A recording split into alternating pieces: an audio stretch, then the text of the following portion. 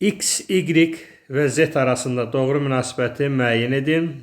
Duzların dissosiasiyası 100%-dir, hidroliz nəzərə alınmır. Deməli, hər üç məhlulun həcmi eynidir. Məhlulun molyar qatlığı üçün düstur C bərabərdir nü bölünsün V-dir.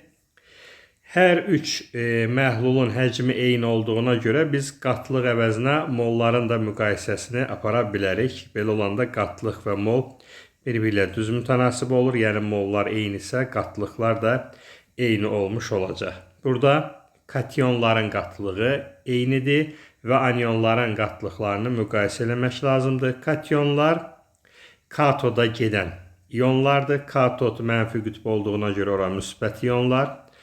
Anionlar deməli anoda gedən ionlardır. Anod müsbət olduğuna görə ora gedən ionlar da mənfi ionlar olmuş olacaq. Deməli, müsbət ionlar bu metallardır. Mənfi ionlar da turşu qalıqlar olmuş olacaq. Kationların qatlıqları eynidir. Məhlulların həcmi eyni olduğuna görə deməli kationların molları da eyni olmuş olacaq.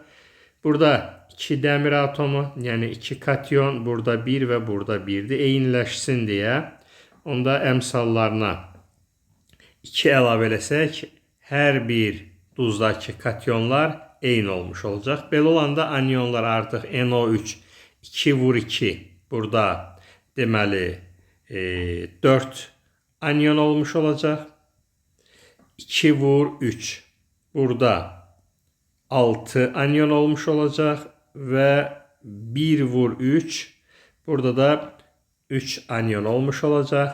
Artıq görə bilirik ki, ən böyük Y, sonra X, sonra da Z olmuş olacaq. Y böyükdür X-dən, o da böyük Z-dən, deməli B bəndi.